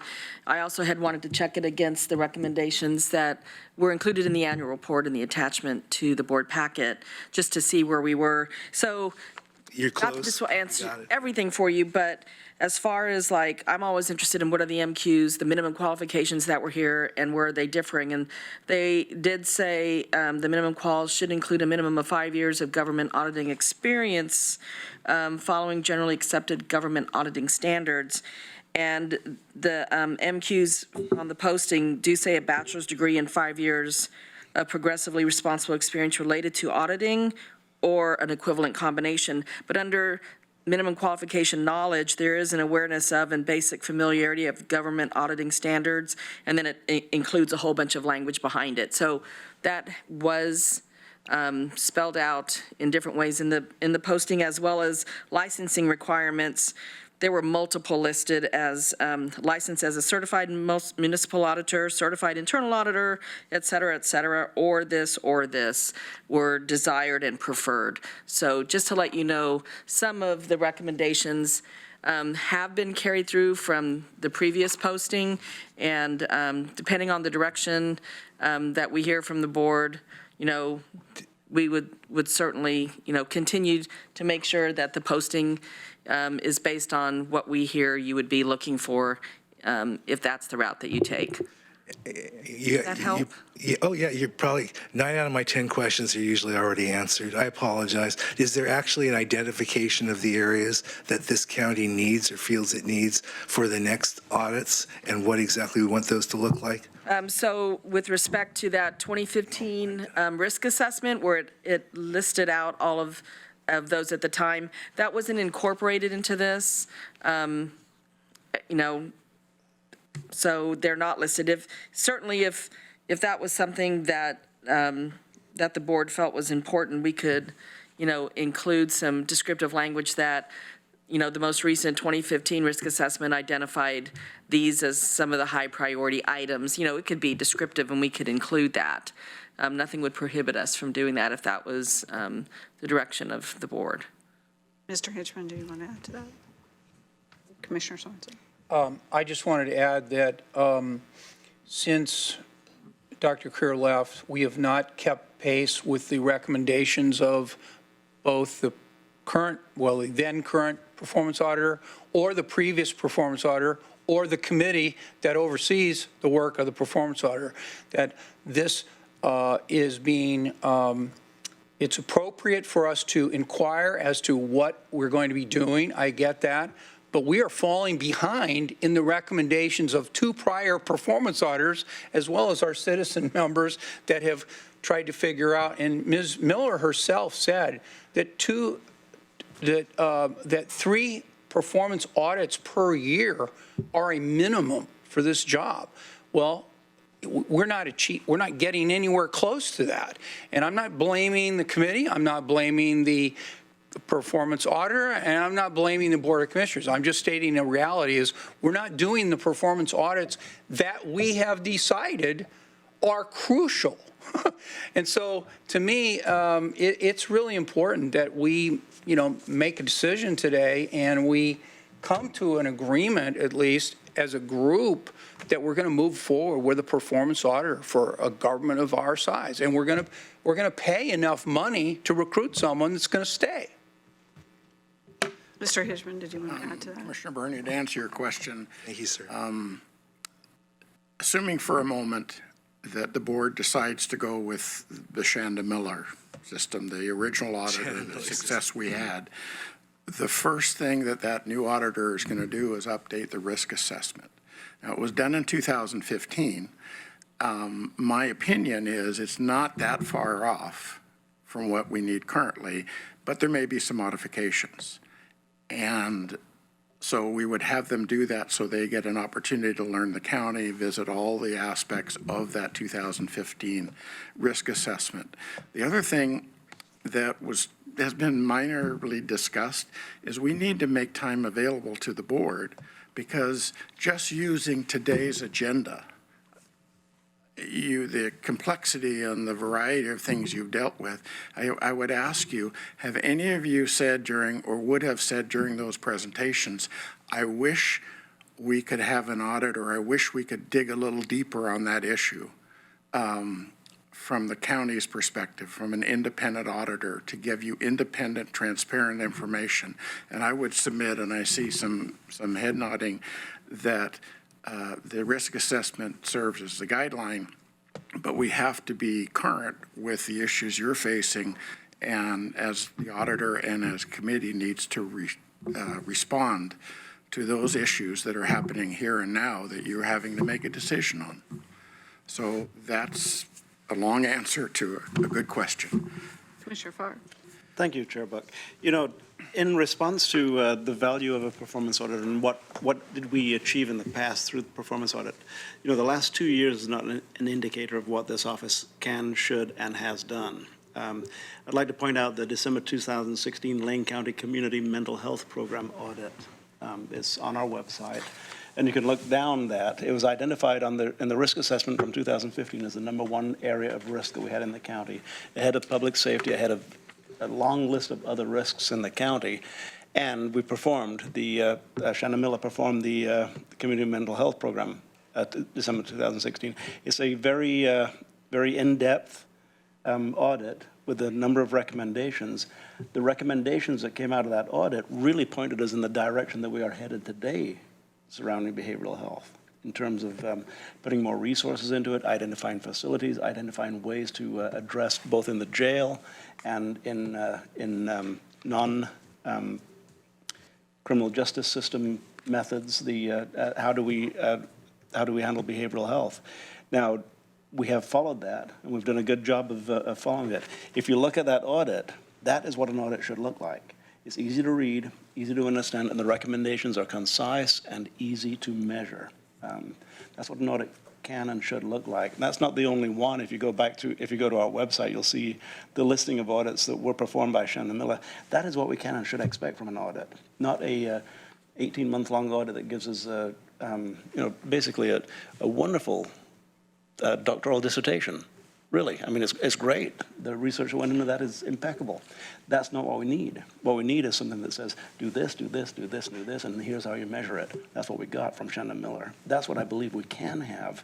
If we look at the list of risks, the hierarchical list of risks that were done in 2015, the next auditor would massage that, would take a look at it, see what has been addressed, what needs to be readdressed, and what needs to be continued, and our audits would follow that list of the most urgent risk that is evident in the auditor's assessment.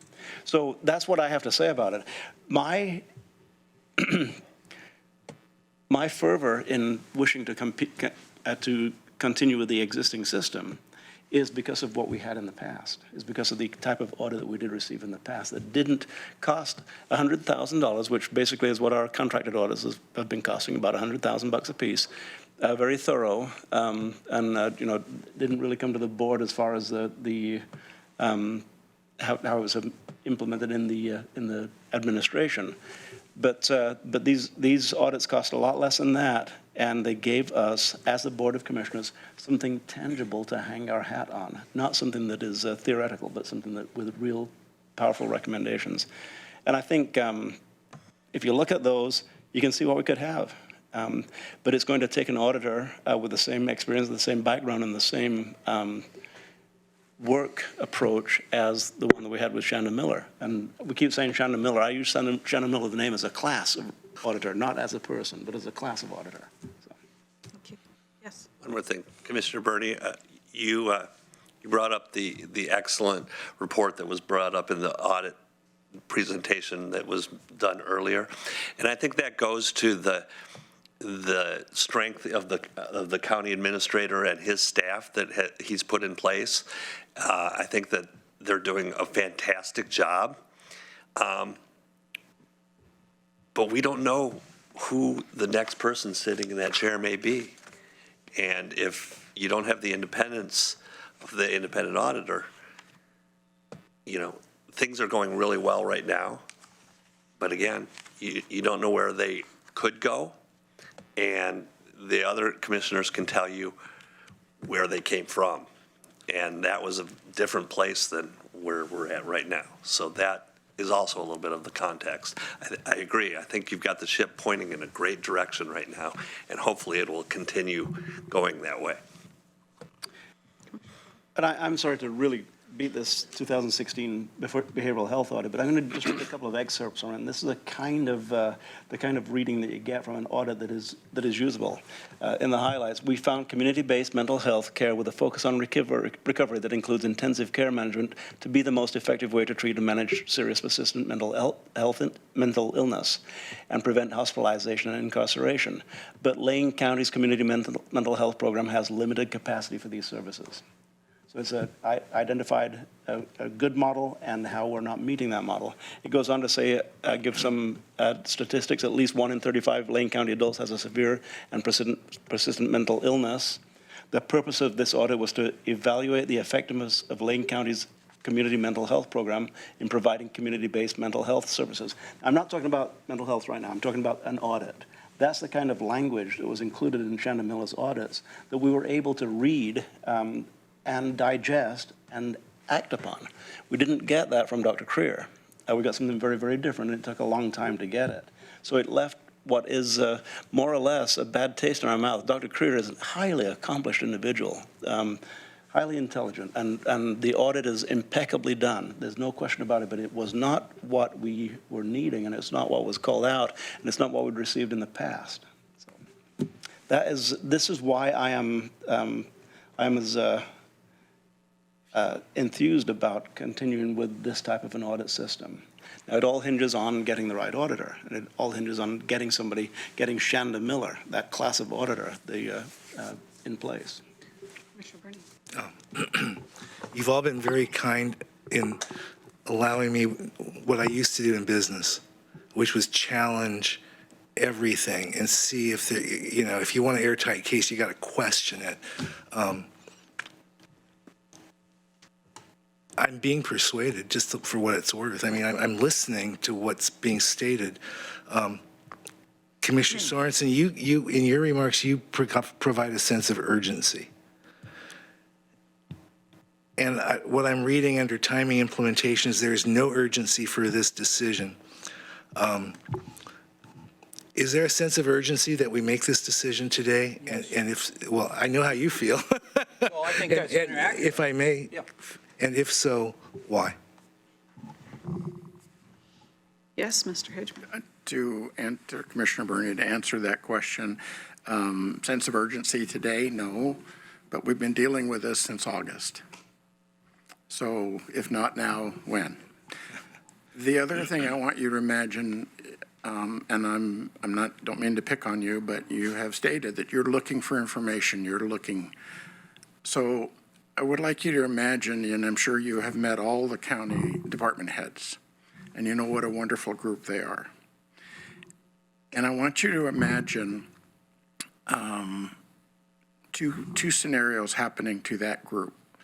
The first one is the IRS comes in and says, I'm here to audit, and here's my team, and we're going to camp out in your office for 3 days, and we're going to get to the bottom.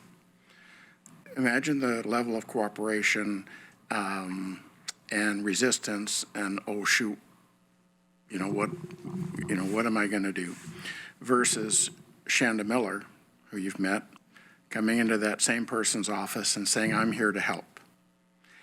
And all of the county administrators have talked and said she is really a wonderful person. She really is here to help. She really is going to be an advocate for me and my department. And so I would submit the way we did it with Shanda is the way you want to continue to do it in an organization, and think of your own businesses.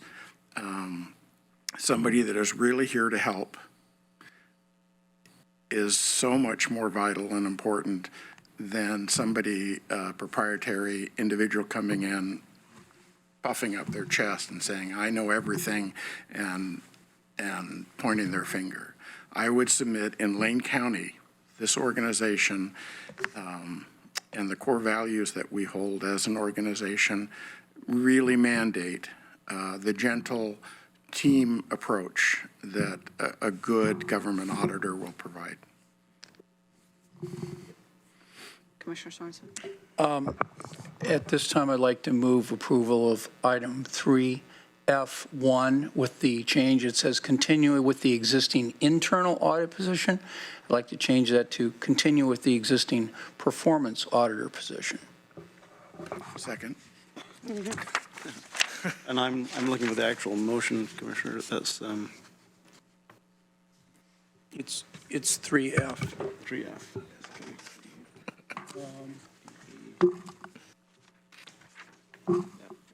3F, and it says internal. So with the change to performance audit. Yep. Second. Okay, we have a motion on the floor from Commissioner Sorensen, second by Commissioner Farr. Is there discussion? I'd like to add to the discussion because I haven't had a chance to speak most of this meeting. Commissioner Sorensen. I'd like to yield my time to you. Yep. Thank you. I appreciate that. I do like to give and defer to everybody else first, but I did want to add a few words. You know, we haven't, when we're talking about time is of the essence question, when we know that we have a risk assessment from 2015 and we haven't done any of them and it's 2020, I think we have a problem. We have a serious problem that we need to make a decision, move, and continue on with the county. So I do feel like we need to move from here. We can't keep throwing this ball down the road.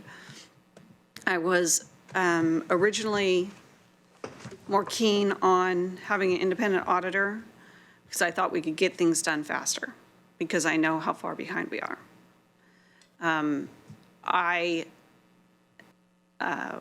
really do believe that having Yellow Book qualifications for the type of work that we do in an organization of our size is extremely important. And if we were to go either way, I would want that language at the very least to be in there, knowing that if we put that language in there and we're not probably going to get very many responses from an independent auditor, it leads me back to the original request from the Budget Committee with your recommendations. I think it does need to be living documents that are open and transparent to the public and owned by the public, frankly. In your recommendations in the future, which I think are very good, I think of all of we have 3 employees in theory if we hire an independent auditor. Well, I would have to say semi-independent auditor in my mind, because a truly independent auditor to me means they're elected and they're not overseen by the Board of County Commissioners. In some counties, they do that. And I can foresee that if we divest ourselves of our auditor position and we go fully to contracted audits, the public is eventually not going to be pleased and come back and want an elected performance auditor, which I wouldn't necessarily think is a bad thing. But we're not there as a community yet, I don't believe. And we're not hearing people rushing in and saying we need an independent auditor. I like the recommendations that you put together. It seems like we should probably do that with our other employees, but we interact with our administrator quite a bit, but county council, these are quite relevant to positions of all three of our employees, and updates and regular meetings that are kind of planned out and followed through is really, really important. I don't want to see this position fail. So the risk we take here is we do a third recruitment and it fails again. And we've wasted another 2 years of trying to get a performance auditor. I feel like this is kind of the last shot for us to do this.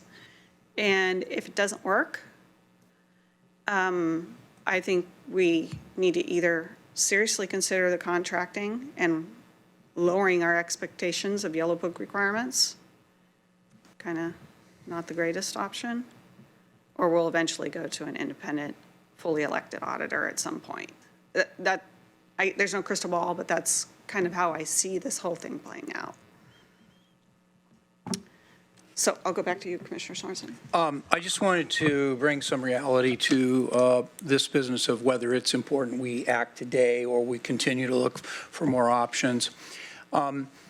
We had a county employee, not the county administrator, but another county employee. So, we're not talking about the senior official of the county. So we've gotten reports on how well the county as an overall organization worked. But we had reports in the news media of a county employee who was taking cash across the table at a department in Lane County government.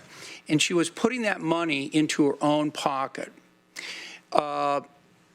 The people who paid the money, i.e. Lane County residents, were surprised to learn that after 7 or 8 months of delay in getting the permit that they paid for, they called up and said, well, where's my permit? And they said, well, you didn't pay, and so we're not processing it. And they came down, they marched down, several of them with receipts that they had received. Well, a lot of people didn't get receipts or couldn't prove their receipt.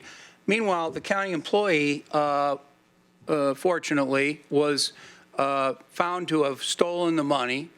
By the way, we didn't have a performance auditor at the time, did not. And the board, in response, said, oh my goodness, we better make sure we have a cash handling audit. $100,000 later, we had a completed cash handling audit, okay? So what I want to do is make sure that we get the performance auditor paid at recruited and paid at a reasonable rate, and that the committee and board realize that they have to hold the auditor to a reasonable schedule of getting things done in response to the committee's decision about what is important to be audited at any given moment. I would say, in light of nothing else, what we've used would be a good source of that information. But to me, I do disagree with the statement in the packet that there's no urgency. There's no legal requirement that we do it. I would say is a more fair statement than there's no urgency. In my mind, I do see an urgency. And I do think it's important that we not only give approval to this performance auditor decision and make sure that our performance audit committee is working, and that there's a more reasonable touch point to the Board of Commissioners to make sure that there's true oversight on the position. Commissioner Farr and then Commissioner Brady. Thank you. And, we had a functioning performance auditor position. I've mentioned the mental health program audit report. If we go to Lane County Road and Bridge Maintenance, that was high on the list. And Commissioner Book, you repeated that we've done nothing since the risk assessment. There's a list of things that we did do. We hit the top of the risk assessment, and one of the risks that we had was on our roads and bridges. And we have the assessment from June 2017. Although most county road pavements and bridges have good condition ratings, current fundings and preservation activities fall short of what is needed to protect these valuable assets. I'm not going to go into detail of what Shanda did. Ultimately, we were a part of the lobbying that went to the state and got more funding for bridge and road maintenance. It came through the legislature. I'm not saying that Shanda's audit caused that to happen, but it helped us to elevate our attention based upon this audit. That's my contention. And the audit talks about pavement condition, in-depth bridge condition, conclusion, recommendations. It's the way an audit should read, because once again, it gave us a list of recommendations that the department embraced and moved forward with the recommendations. We lost touch of that in the last 2 years. We didn't get such an audit since that was actually I believe that was the last one that we successfully received. But in addition to that, there are other audits that are listed on our website. And if you look at them, then you can see what an audit can and should look like and be of value to the organization. And be, once again, a return on the investment. And that's what we need, is a return on the investment. The risk assessment, the risk assessment was this long with, I don't know, you remember, Dennis, it was 25, 35 risks that were assessed, and behavioral health was a top as the one we addressed first. The sheriff's department or public safety was high. The jail was high. Road maintenance was high. Fraud, waste, and abuse was high. And all of those were addressed, and recommendations were made that were followed. That I believe that the assessment would tell us that we did get our money's worth out of it. So I think my feeling there is that if we are able to return to that system where we receive regular reports, and if we have a reporting system in place that was a little bit more robust than we've seen, not just in the past 2 years, but probably ever, then we can ascertain that we're going to get audits that will give us something to do, to measure, and to demonstrate that we have that the audit was not only worth the effort, but worth the response that was placed into the effort. Now, the other thing that Dennis pointed out ever so briefly here is that when Shanda went into the office, she didn't go in there frightening people. Shanda went in there and was embraced by the departments, and they came out with a recommendation that the department agreed with. It wasn't the department saying, now here's the truth on that. Other than we had one little misunderstanding with the sheriff. The sheriff pointed it out, and it was rectified. So, but other than that, the audits were embraced by the department. The recommendations were moved forward by the department, and we had returns on the recommendations. Commissioner Bernie. I'd like to make a comment, and then I'd like to call the question.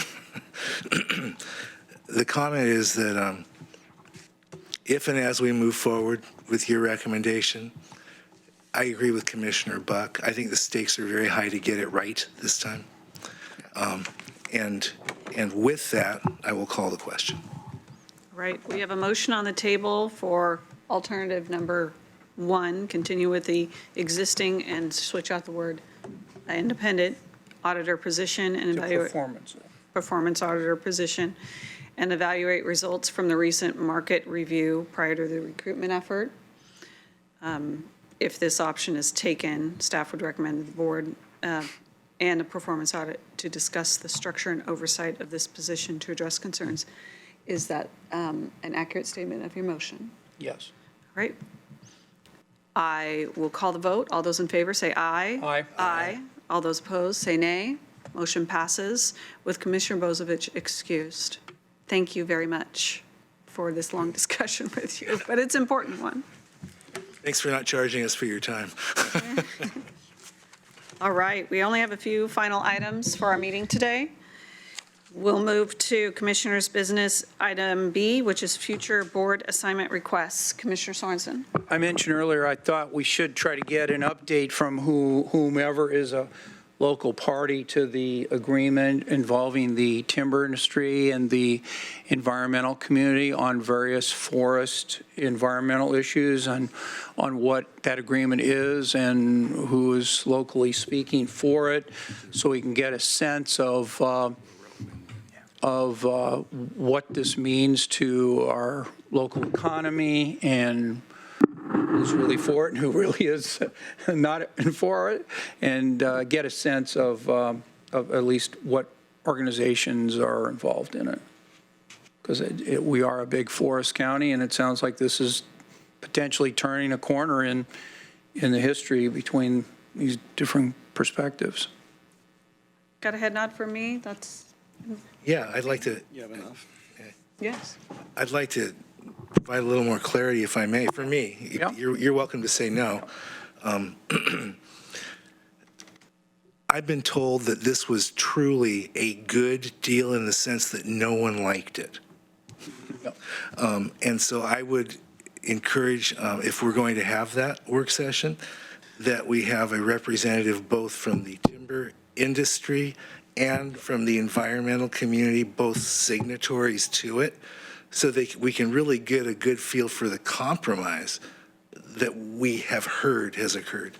Yeah, I think that's a great clarification, and I would, the reason I wanted to try to get it from both sides, so I like your idea of making sure that the groups that are speaking are signatories to the agreement, whoever who made this agreement, and also that they be local, if it's possible. Now, it may be that this was negotiated in Portland between the leaders of the groups, and they were all in Portland, and they speak for all their different perspectives, but it would be nice to see some of the signatories that are from our community and can talk about it, why they went along with it. And I think that the comment about, well, if no one likes it, that it must be a good agreement. It could well be that no one likes it and it's a bad agreement. But I'm optimistic that this is a good thing for our state and that they need to be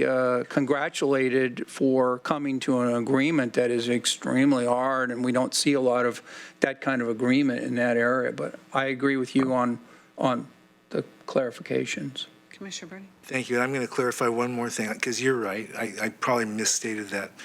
In my experience with negotiations, if two groups have compromised so much to reach common ground that neither is satisfied, that's what I meant. Oftentimes that means that there really is a compromise toward common ground. Yeah, here. My understanding also is that we probably can get local signatories. Okay, good. They may be limited in what they can say if they're still in negotiations, but I think it's still a good thing. Any other future board assignment requests? I have two. I was going to say, was there any follow-up to our recently decided decision about the performance auditor? Like maybe have a report back in a month or so on what the recruitment is? What kind of direction do you think we should do? I think that what the plan is for the HR director to work with the Performance Audit Committee to review the job posting and then to post that.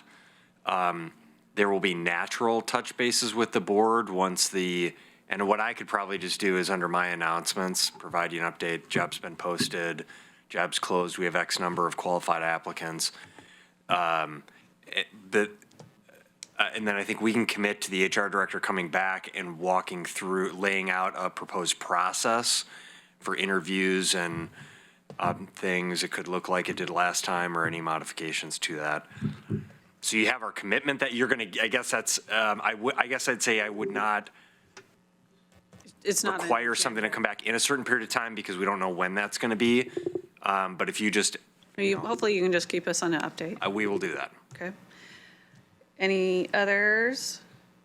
There was one item, which is a Purple Heart ceremony that we needed 3 head nods for, so Commissioner Farr could attend. I think that's thoroughly appropriate. I don't know if you can state more about that particular. And I don't have the details on it in front of me, but. Okay. I just know that they wanted an update from the county, and you volunteered. Yes. But as a board, we should give them our head nods, I believe. Commissioner Swan? I agree. There you go. And the other item, which is a follow-up from our redistricting conversation at our last meeting, I would like to, we've had presentations from various people about census and also about how to redistrict. I think that we need a work session to move forward on what possibilities we want to entertain for something to go out to the public to codify some more specifics around how we're going to do committees and how we're going to go through our county redistricting process. So I'd like to put that on a future work session if there are enough head nods. I agree. Yep, we're good? Okay. So anything else, future board assignments? we have review of assignments.